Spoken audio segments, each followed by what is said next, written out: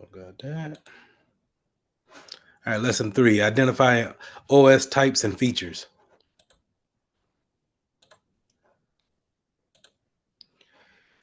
So there's a big difference whenever you physically look at Windows OS and a Mac OS. Um, they feel different. They navigate a whole lot different, but they're really, when you really think about the structure of them, they're probably the same. They are sitting on a either a kernel or a CPU, and then it's a user interface that's on top of that, and that's what we actually interact with, put our apps on, and our files, and navigate back and forth um, throughout the operating system. Now, Windows has several versions that we already kind of named with Home, uh, Office, and let's say Premium or Business, where Mac OS, now they're getting more into the pros, and that pro is short for professional, but those are more geared towards higher um, processing speeds, being able to do a lot of work at one point, at one time. A lot of times, that what I've seen in the business world is that a lot of marketers and web designers will use a lot of Mac OSs in the business, where the rest of the business may be on Windows machines.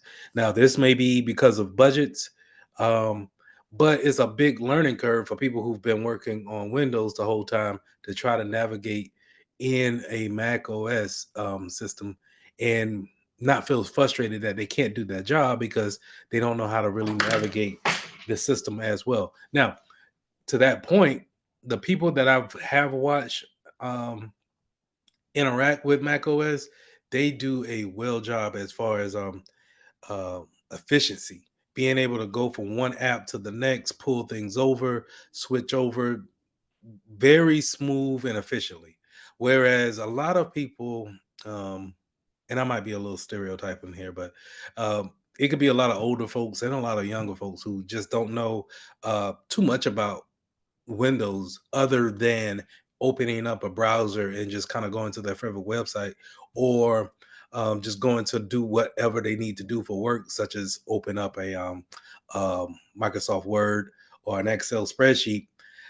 They don't really have any knowledge about how they access all the features. So, like, real quick, I like to pull up this what is it called? Matter of fact, I got a pen. This little screen grabber right here called the snipping tool.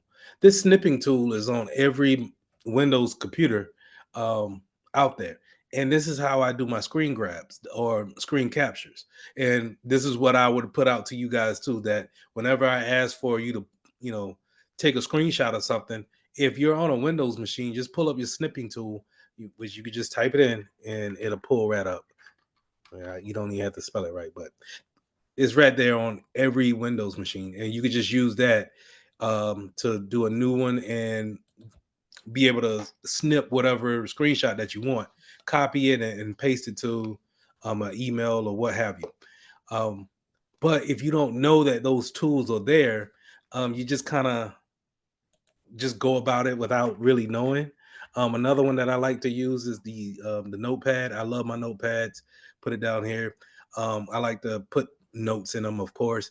Um, Sometimes I might put a password in there, but that's not what I would suggest to other people. But sometimes I use it to actually help me out throughout my day. Another one that I use is sticky notes too. And these sticky notes, they were, to me, they were popular on the Windows 7 and 10 versions. Um, and they kind of been replaced by the notebook, in my opinion. But what they do is that whenever it loads up here, uh, so whatever you do, whenever you get a note, something you want to remember real quick, test note, pick up dog food, and you could just kind of leave it on your desktop, and it acts as if, it's a sticky note, something that you could just constantly put notes on, but it stays out of your way and you can navigate it and put it wherever you wanted to put it at. So um, a lot of users just don't know that they have little different tools that they can use at any given time on a Windows machine. But to go back to my point with the Mac OS and the Mac users, I feel like they it's more intuitive for them to realize what shortcuts to use. Um, they and it's once you get into that ecosystem, I feel like it's easier for them to just kind of, oh yeah, we do this in order to get this result. And so I do give props when it comes to the Mac OS ecosystem. If you're deciding to get a MacBook or some type of iPad or a phone and really dive all the way into Apple, then I would say, immerse yourself with all the devices in order to have them all talking seamlessly. There's no setup to really do. Sometimes you may have to set up different things in a Windows machine in order for them to talk smoothly.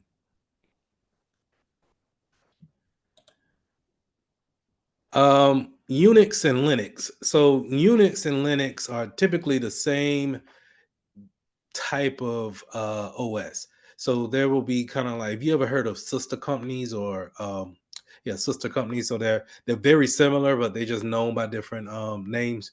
This is what you kind of what I mean when I say Linux and then Unix. Um, Unit Linux is what's the basis for Mac.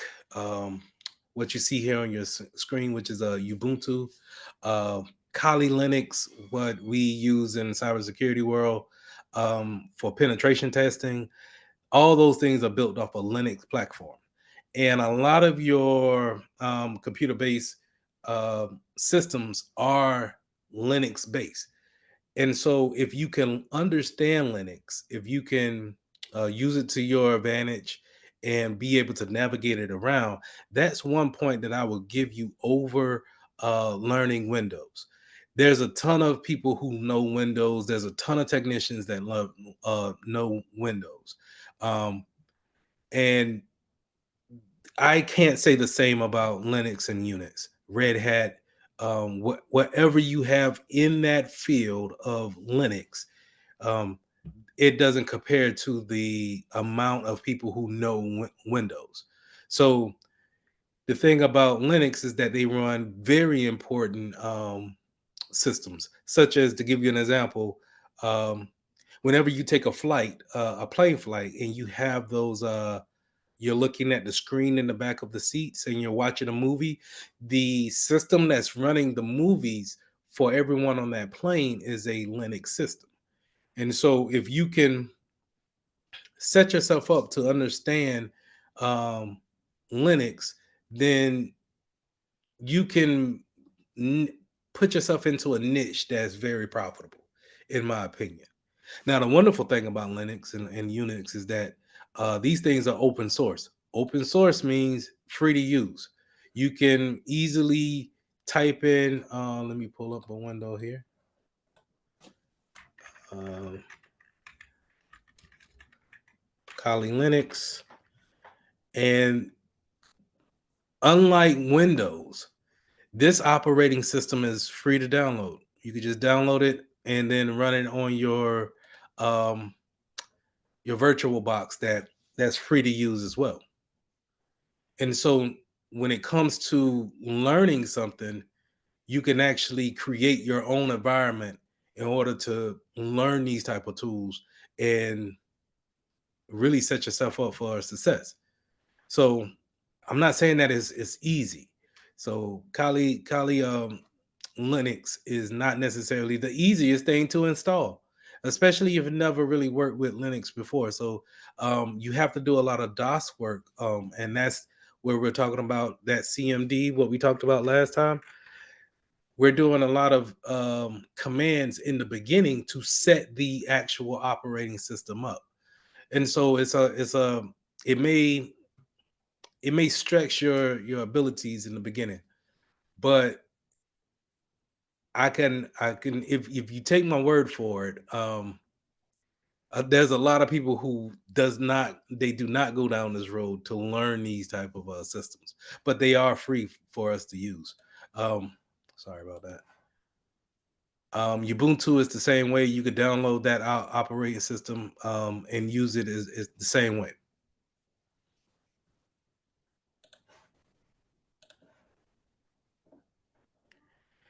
Now, in the mobile world, you have Google Chrome OS. This is more likely going to be on your Chromebooks. What's the difference with that is that they're not built like regular computers, right? That's why they're much cheaper in price because it's just an OS really built just for web browsing. You can't really run a physical application on it. And what I mean by physical is just the application install. Um, so I go to my control panel, uninstall programs. These type of programs here that actually have a file library and they they talk out to the internet and be able to have updates and store into the registry. That's not going to be possible on a Google Chrome OS on a Chromebook. All right. Chromebook is just really, I would say, if you get a Chromebook, understand that you're going to be doing a lot of things in the cloud. So you want to be able to open up your web browser and then go to your Microsoft Word, Excel, 365 online or in a browser versus you actually downloading it to your PC, because you won't be able to. Um, Now you may be able to download the mobile version of that, but um, the full blown version of an app, you won't be able to do so. Just be aware that it's not robust enough to be able to hold any type of uh, applications like that.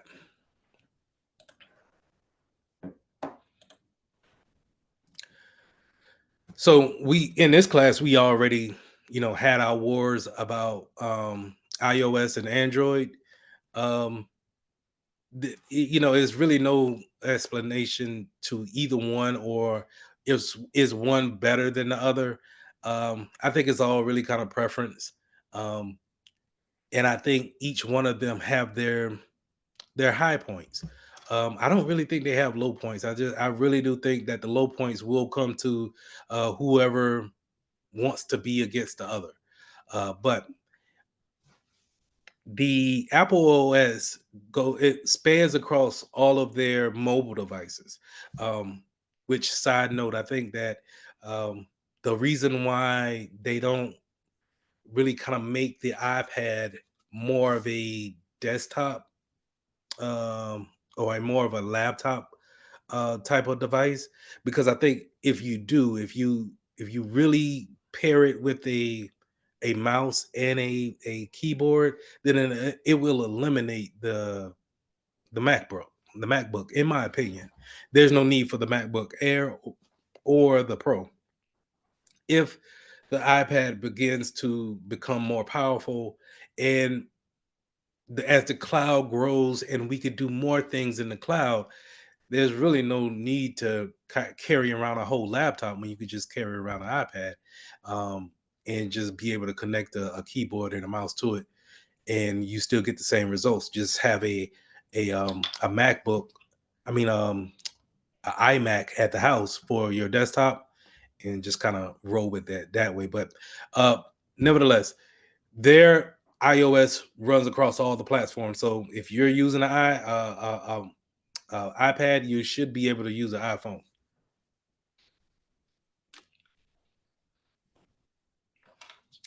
I think it's preference, Majesty. I think it's preference. I think for me, I don't think that I don't think that no OS. Are you referring to computers or mobile? If you're talking about computers, then I'm I haven't, to give a fair shake to iOS. I haven't Apple. I haven't given it like a full year of trying to work. Like I would, in order for me to give it a fair shake, I would have to buy a Mac. I would buy a iMac and try to do my work. And I know that that will give me frustrations because I have to have a learning curve on where everything is. And but once I feel like once I do that, I might just end up liking it a lot better.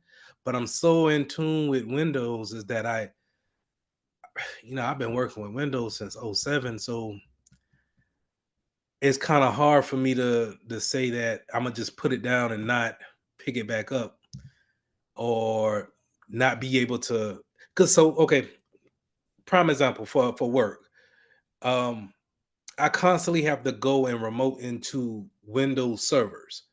So I don't know how I can do my right clicks, my drag and drops, and those sound simple, right, on a PC, but it's different when you got that Apple mouse that doesn't have my two little buttons at the top, and I'm in someone else's PC and they waiting on me to go ahead and do what I got to do and then get out. Um, I just think that it'll be a headache. So obviously, I'm gonna pick Windows, but it's not a fair shake to Apple. It's not. It's just I would have to buy one and actually try it out for a year to see if I'm actually more productive. Because even now, like even when I look at this screenshot here, the one thing that I do like about Apple products is the widgets. The widgets are clean and nice and always they seem like they have mastered the widgets. But I mean, Windows got widgets too. It's just they more blocky and but eh, preference.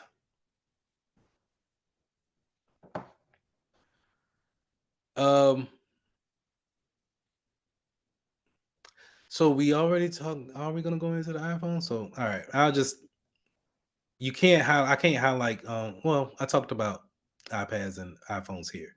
Android um is going to be more in tune with a Linux based operating system. Um, and it's going to give you a lot of customization. The one thing that I do like about Apple is that they keep it structured. So this is what you got. You're not gonna change the shape of the icons into little circles.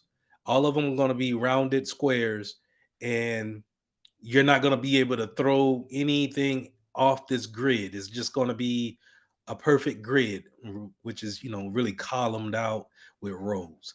So you're not gonna really kind of throw anything off of that. Um, and that's wonderful when you really think about uniformity.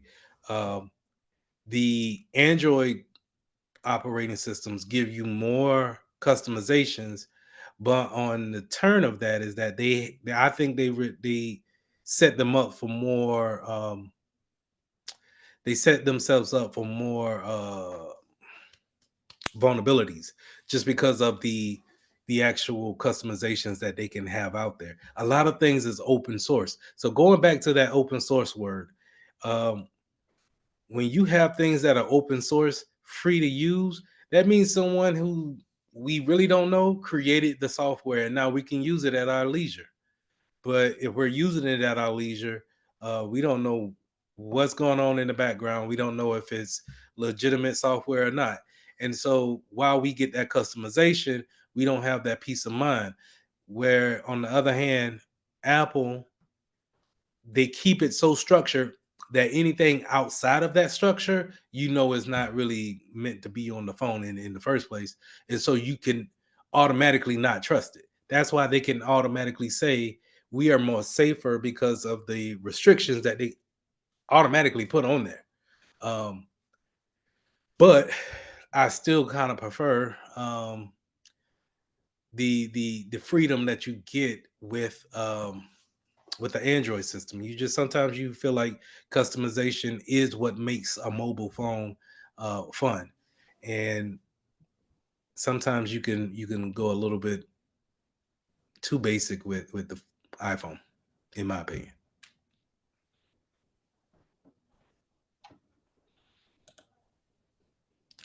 All right, Windows file systems types. So Windows are typically going to be operating with the NTFS, New Technology File System. Um, This is a type of file system that uh, it's universal with the with the Windows operating system. These type of files, they can show up on a Mac or a Linux PC, but you need to be careful with those, in my opinion, because let's say if you put them on a thumb drive and you pull those NTFS files off, and then plug that same hard drive, thumb drive into a Mac PC, if you don't unmount that drive when you try to unplug those things, those files, that thumb drive, it will completely wipe or corrupt that thumb drive. So I'm always careful when it comes to actually bringing one files over from one platform to the next. I typically want to go through the cloud to do that. So I may email you the files, or I may put it into a cloud storage drive such as Dropbox or Box.com or OneDrive, and have that person on the Mac go and get it from that website, right? To actually have that file type automatically switch over in order for the Mac users to be able to move it as freely as they want. The You also have a file allocation table 32, or FAT32. The reason why I understand and remember these is because when it comes to those thumb drives again, sometimes your thumb drives will want you to format your your thumb drive in order to have capable that be compatible in order to read those files. And so it will ask you if you want to have it formatted into NTFS or FAT32. I typically go ahead and format my thumb drive into a FAT32, and then be able to move those files just on the Windows machine. Like I said, if I'm going from Windows to a Linux, then I have to remember to go ahead and dismount, or because when you plug into a Mac, you'll see your thumb drive kind of pop up on that desktop. You want to make sure that you eject that thumb drive before you just snatch it out like you do on a Windows machine. You just kind of pull the thumb drive and keep it moving.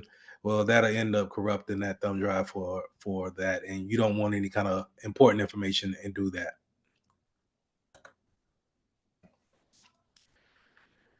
Now, Linux and Mac OS file systems, they have extended fours that will be the equivalent of the NTFS.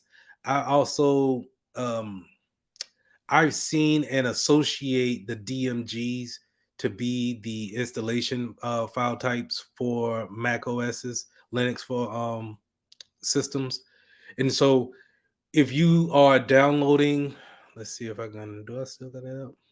If you're downloading a Linux system, give me 1 second.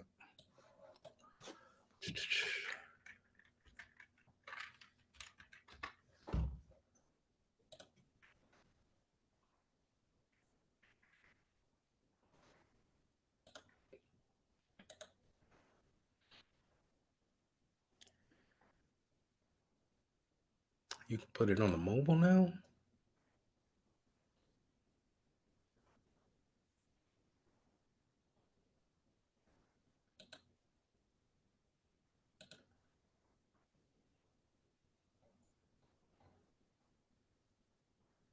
They done got some new versions.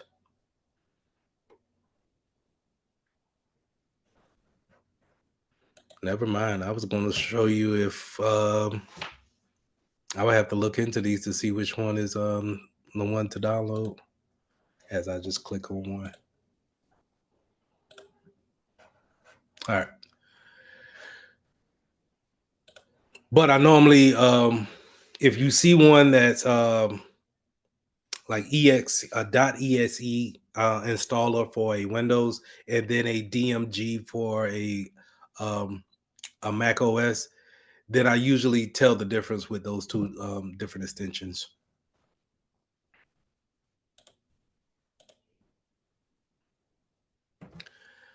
All right. Operating systems capability issues. So if you don't have a physical PC that has the right hardware inside, such as enough RAM or processing speed, you may be limited to the things that you can do on your operating system in Windows. Um, this may be, the limitations may come in software, what type of software that you can run on there or install. Sometimes it may be the network capability. So are you able to run at a full speed of a gigabyte, um, download and upload? It may be scaled back because of the lack of resources that you have for the operating system to actually work on.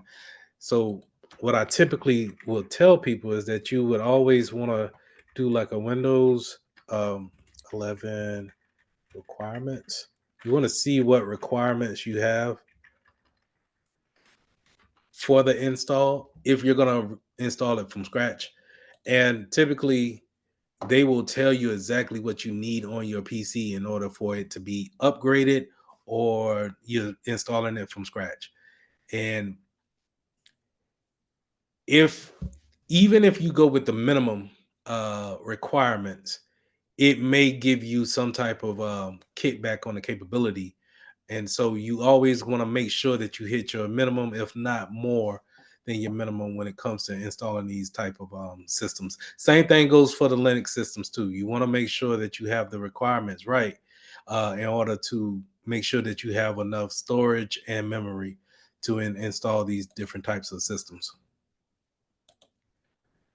Now, another thing that can cause capability issues is the life cycle of the operating system. These operating systems, they typically stay in life for maybe, I want to say 3 to 5 years at the most, seven at the max. So um really Windows 11 has been out since when? Um Release date was 21. So I'll say in the next 2 years, you'll probably see like another whole Windows operating system come out. Um, around 26 to 27, the year wise, I can see if they go to a Windows 12, they may skip some numbers because it went from XP to 7 to 10 to 11, but don't really know what happened. Well, I'm sorry, it did go from 7 to 8, but it skipped 9 all the way to 10. So it may skip some numbers, it may not, but I can I can honestly say that it probably will have a update OS in the next couple of years. Um, and it doesn't mean that you can't use Windows 11 or you can't use Windows 10. But nine times out of 10, if they're going to go to a Windows 11, then Windows 10, two operating systems back, uh, you are probably going to be at what we're calling the end of life. The end of life state means that they won't supply you any more updates or features. So you definitely won't get any type of patches on that second Tuesday of each month. You'll start to really just operate as if it's a standalone computer. So you won't see any updates from Microsoft come through and have any kind of notifications on that. Now, again, it doesn't stop you from using the operating system. You can go back and install Windows XP if you wanted to, but it doesn't. When it comes to vulnerabilities and when it comes to things that can be attacked on that machine, you're leaving yourself wide open because there's no patches to put on that machine because the vendor has stopped supporting it. And that's pretty much whenever you see end of life, just know that the vendor has refused to support this software anymore and you're pretty much running it on your own.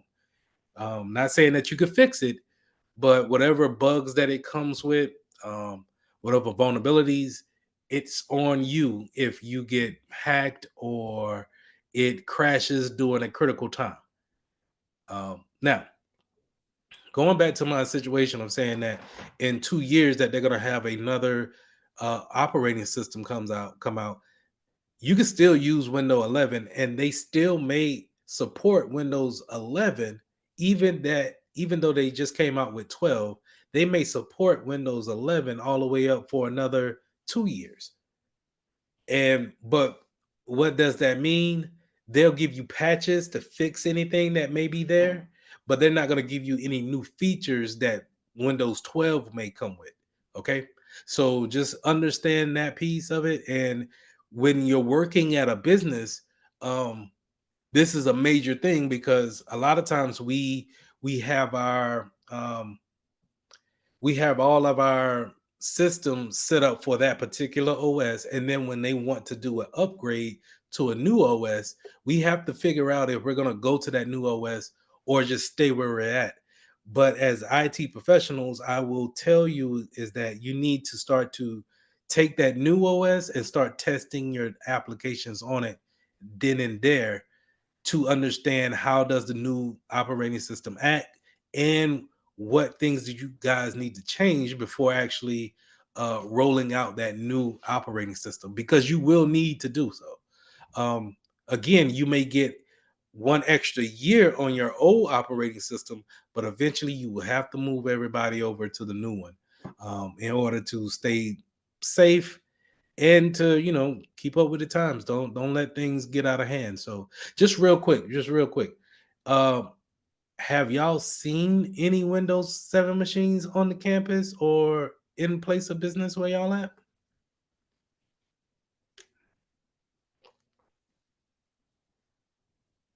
No, not in use. They always get rid of the older Okay. machines. Any who raised their hand? Oh, Majesty, you see one? No, I have not seen one, but I actually had a question concerning this. Well, it's kind of related to this. So I don't know if you know anything about like games and stuff, specifically online games, but is this in a way kind of what happened with the Adobe Flash Player? If you remember that, is that kind of like related to this with like the extended support and with like the windows and all that? Or is that like a completely different thing in itself? I'm not familiar about what happened with Flash. I do remember working and trying to update a lot of people with Flash, and then all of a sudden it went away. So I was young um, in the field at that time. Now, if it was a end of life type of series, which now that I think about it, I would have to look it up. But if it was a live end of life series, then yeah, it Adobe doesn't support it. You can still use it, but if there's anything that goes along with it, then they already kind of sent out the fair warning that hey, we're not responsible for this if something happens. And so that's the thing about end of life and keeping up with the vendors when you're working with when you're working in a company. So when you guys get your jobs, you're going to be not only working with your teammates, you're going to find out that you'll be in constant communications with vendors all the time, whether it be the applications that you have in house or applications that your users use, and they're looking for you to figure out problems for them. So, in the case of Adobe, you may have somebody that come up to you and say, "Hey, we need the Flash player to work," which I think has been eliminated with the HTML. But they may say that, and then you would need to get in contact or look to see, "Hey, is this something that's out of end of life or out of date? And if so, can we get a more up to date version from our vendor? And if not, if they say that hey, we don't support that anymore, then the problem now creates is that You need to figure out a way to have your user work without them using the out of date systems. And that's those are the type of things that those are the things that you don't train for, because there's no amount of tests that's gonna I haven't seen a test ask you something like that, but that's an everyday issue that every business that I've been at, you're gonna get somebody that's doing their own thing, and then all of a sudden they tell you, "Hey, this was working, it's not working anymore. Fix it."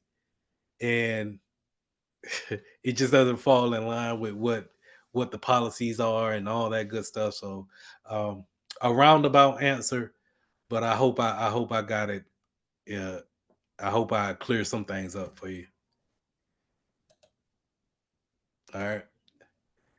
Compare Windows edition. So we know that I already said that the Windows have different editions, right? So on a Monday and Tuesday, you saw me try to go through different Windows, and you saw that I didn't have certain things such as GP update, and I didn't have the administrator tools.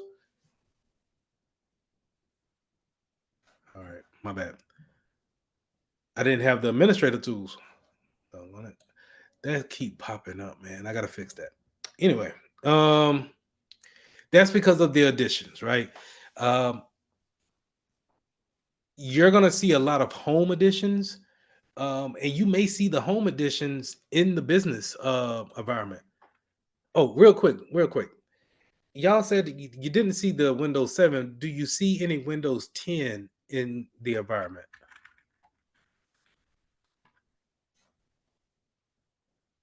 Or I guess the better question would be, do you know how to spot a Windows 10 without pulling up this window?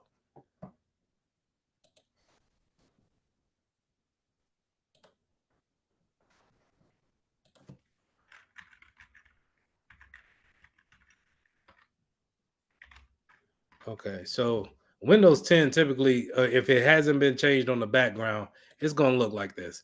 Um, this is your typical background for a Windows 10, and a telltale sign is right here. Um, this taskbar is not going to be centered.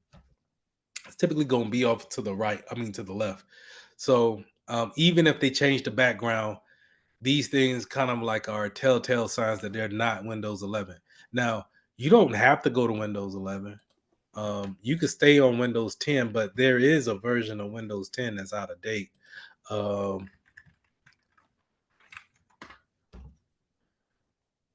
so yeah, just like I say, Windows 10 goes to end of life this year, actually, in October. So you'll see that if this goes to end of life in October, Windows 10, that if you see a Windows 10 in your environment, let's say if it's in the computer lab or in the dorm somewhere, somebody's using it, you can know that it's not being supported by Microsoft in the fall. You know that for sure because they're not going to receive any updates on that, and Microsoft is not going to. Sometimes they will give you a little note right here that this software is not supported, but that's more if it's counterfeited. If it's a fake version of it, it's a bootleg version.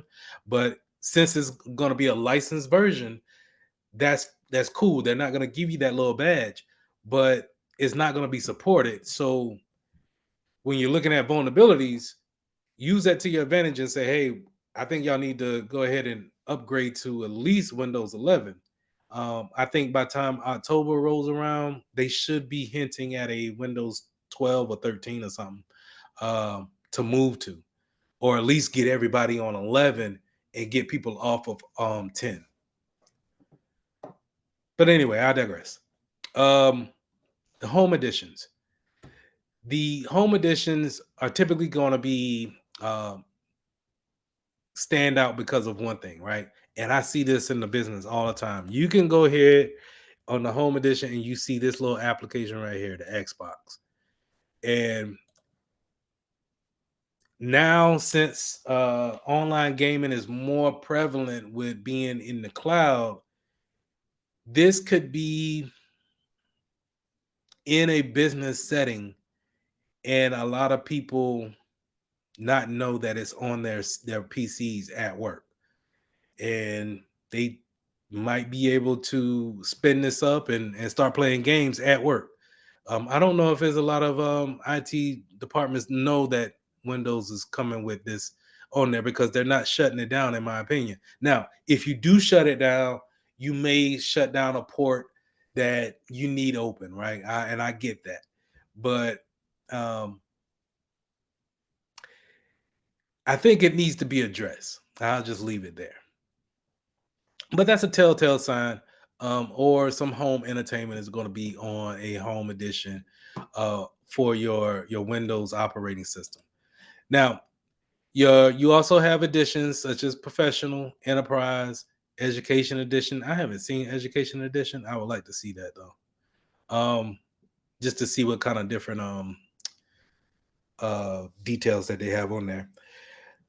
But um to go back to what we seen on Monday and Tuesday is that they come with different features such as the GP update, the group policy update. And remember, the group policy is going to be able to have a feature of uh, putting different users in a group and then putting the policies over that group in order for everyone else to be affected by that one policy. Okay. Another feature that they have is BitLocker. So I don't have BitLocker on this machine. At least I don't think so. Because one, BitLocker is probably going to be on a mobile device. Because what it is that it's an encryption on your hard drive. Um, and this is a desktop, so it shouldn't move, right? But you want to put a BitLocker if you don't have encryption on your PC already, but this typically should be alleviated with a good password, in my opinion. BitLocker is going to be able to put an encryption on that hard drive, and then the user is the only person that knows the password to the BitLocker in order to get to the operating system. So, how BitLocker works is that once you encrypt your hard drive, it's going to ask you for a PIN number or a password, right? So, the next time you shut down your machine, um, and you boot it back up before you actually get to log into Windows and you get past your BIOS screen, it's going to stop the process and not even go no further than that. So you won't be able to see what OS on it or nothing like that. It's just going to ask for the password for the hard drive.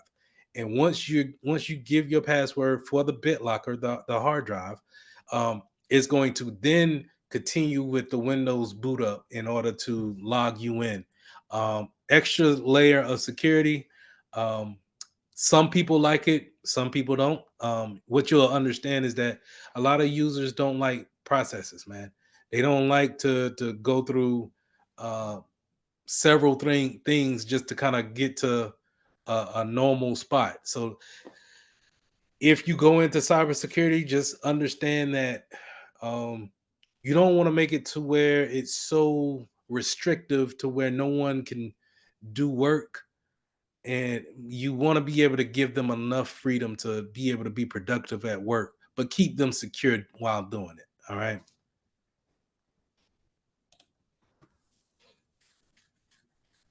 Now, in the Windows Pro or Enterprise editions, this is what you'll typically see when it comes to the About page. You'll see that it's a Windows 10 Enterprise, and that I can pull up my About page, and we can about this computer. You'll see that I got the Home Edition, Windows 11. Now, this version number also um, is very important too, because when I was hinting at there's a version of Windows 10 that's end of life, I think it's the version before. It might be this one though, the 21H1. Um, that version is out of end of life, so they don't receive any updates for a Windows 10, a small Windows 10 versions of PCs out there. But if you have I think H2 after that, then you should be fine on Windows 10 as far as receiving those updates. But remember, at in October, they're gonna lose those updates as well. And the license and terms. And this is the agreement saying that I have no privacy on my PC. They look at everything. But anyway, Windows upgrades. If you have those limitations on your PCs, then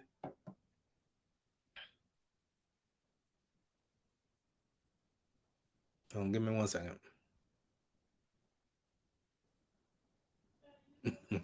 So having limitations on your operating system causes you not to have an in-place upgrade.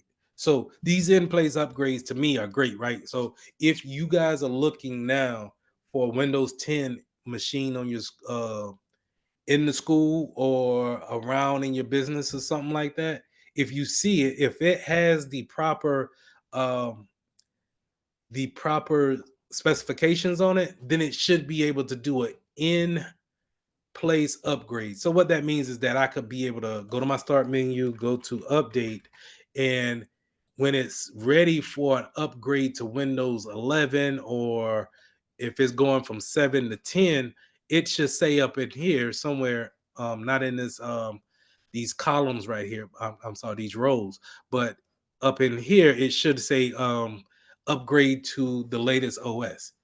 And you should be able to, instead of going out and buying a CD or downloading the operating system from Microsoft, you should be able to do it in place right here just by simply clicking this button right here that would say update your OS. Now, installing the OS typically takes about 20, excuse me, typically takes about 20 minutes. The it does one or two upgrade, I'm sorry, restarts, and then it probably will take you back through the whole process of adding your Outlook account back onto the PC. That OS is going to probably wipe um, it. It can be configured to where you keep your files, but a lot of times it may wipe the cookies or any kind of accounts on it. And it will pull those files back off of the account that you log in with. So just keep those things in mind whenever you're doing an in-place upgrade. I'll say if you're going to do any kind of upgrade or any type of major update, go ahead and save the important files that you want to save on your PC, just in case something funky happens and you're not able to roll back. Okay. Now, like I said, very short slide today. Um, but while I got you guys, go ahead and put your name in the chat. I'm gonna do this lab real quick, and then I'll take questions and we can adjourn. So this lab is going to take maybe about 15 minutes, I think. Also, while I got you, if you are at a spot where you could check your CompTIA site, make sure that you have your Core 2 assigned to you. If not, let me know something in the chat or shoot me an email or something like that so I can get it back to Dr. Blair. So what I'm gonna do is I'm gonna spin this one up, manage user settings.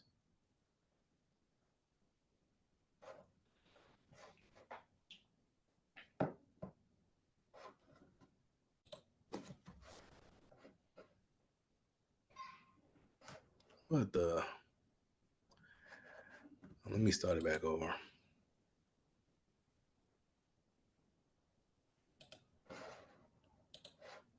Mm-mm-mm.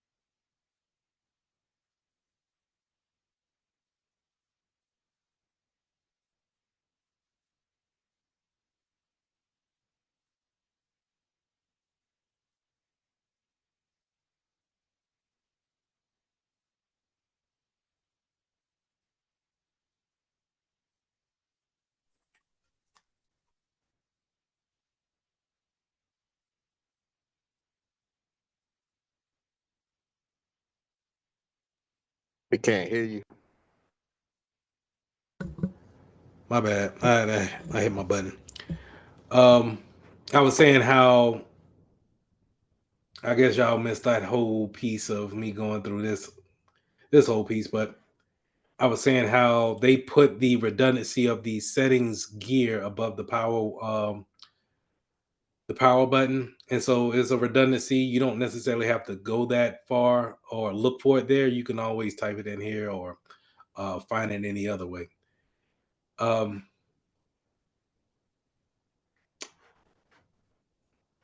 we need to go to our administrators, right?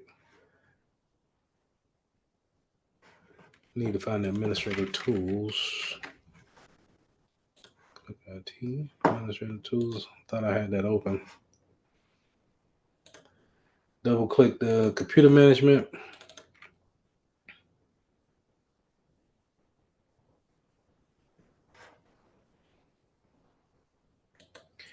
Now expanded local users and groups. So remember, I was trying to do this on my computer, but let's see what they got. I don't have these settings,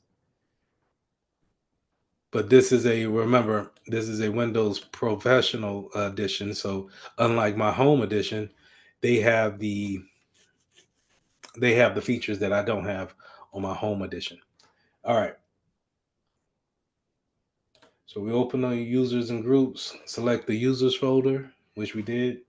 From the action menu, select new users. So you can do action and then new user, right? That's one way of doing it. Or what I simply do is just right click in a white part right here and just click new user. And then now they want to fill out those different fields here. So the username will be C event. The full name will be conference event. The description, we're going to skip that. We're going to go straight to a password. And this is how, if you guys have never created a user account for a enterprise before, this is how you do that. This is simply put how you create a user account, and then you will email them or get on the phone and talk to them and say, hey, your user account is this is the password that you'll use. But the thing about that is that you'll have this check. So the user must change the password on the next log on, because we don't want to know their password, but we have to give them a password when they first log in, right? So you'll have that check for them. In this lab, click the create button and then close the box. Wait a minute. We need to uncheck something. Uncheck the user must change the password in the next login. So let's uncheck that. And then let's check the user cannot change the password and the password never expires. Now let's talk about this real quick. The reason why we would probably do this is because it's a service account. We talked about that service accounts only having the ability to do maybe a certain perform a certain action, but it doesn't really do a lot of things. It's maybe just meant in this case, I would say, given off the name, C event is probably maybe meant for a conference room. Maybe they have a computer in a conference room that connects up to the projector. And so in order for everybody to know the password, we want to make sure that we keep the same password and can't nobody change it. But if you're creating something like this for someone else, I'm sorry, say that again.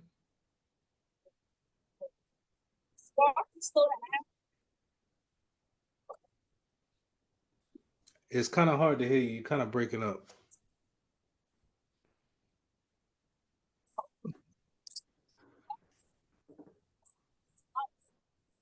I'm going to mute you then.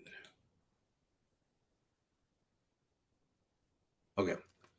So, but if this was a regular person, as Susie comes into work, then you're not gonna cannot change password, and her password will expire. Okay, because we want to keep her under the same group policy as everybody else.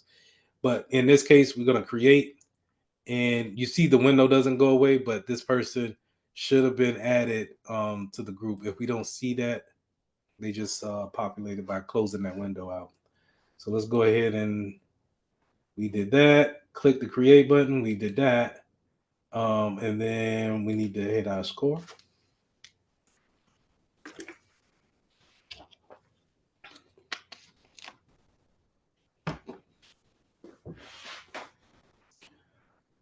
Bam.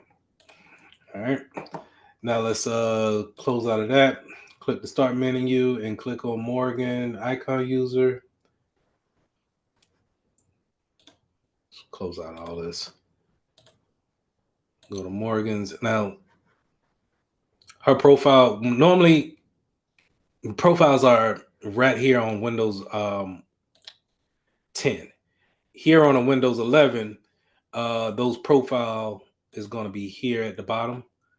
But on a 10 is going to be linked into that start menu. So let's pull her account up, or we need to pull up Morgan's own. Click Morgan icon located on the left. And notice the new user is the conference event, right? We've seen that. So do that again, click on that. We see that we could switch it over to see. And once you click that, it'll switch this user over. And this is a whole different password, a whole different, remember that password that we set up for this user. This is what we'll need to do to log into their profile. So we're going to do that, populate the password, log in with this user account. This is a totally different user. And this is the startup when you actually get a OS installed and it's ready to go. It's going to go through this whole process every time it's a new user. So it does this thing. Doesn't take too long, but this is where it's going to populate things from the cloud and things from your profile that you may have saved already on the PC. And it just kind of populates and get things in order.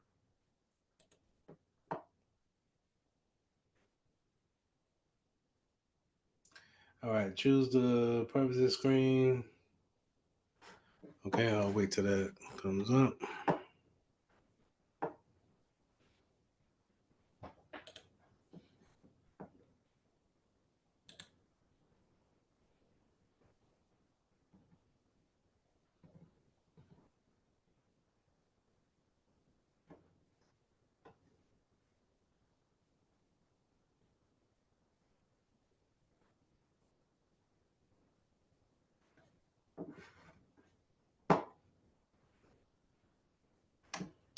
Sorry for the wait, y'all. This takes a while.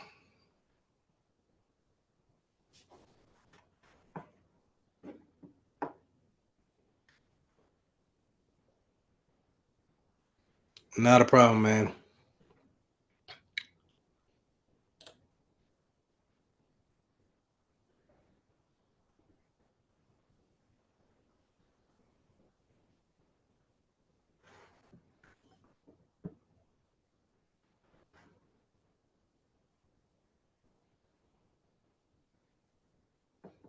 Now, from what my experiences is that the Mac does not need to do this for a profile login. Whenever you create a different profile for a Mac, it's just kind of you log out of one, you log into the other one. It just kind of really gives you a mirror of what you had on the other one. It's just you don't have access to those files anymore. Here, not saying that you don't have access to it, because in certain cases you can have one profile can be licensed for Microsoft Word, but if you change profiles, Microsoft Word is still installed on that PC, but it's not authorized for that next user. And so they may even see the icon, they may see the folder, but they're not able to get in there and actually open it up and do any kind of work because it's only licensed to a particular profile. So in that regard, I could see how sometimes Windows could be a little bit more dynamic when it comes to business place idea processes, because sometimes you have interns that come in to work on PCs, vendors come in, and they may need somewhere to work on a PC, but you don't want to actually give them a whole PC. Maybe you just want to have one that's sitting at a desk that everybody can use.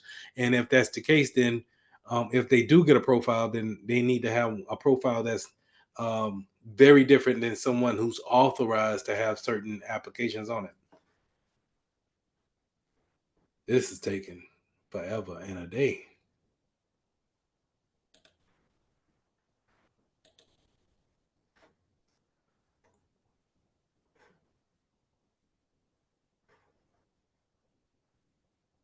About to close this thing out.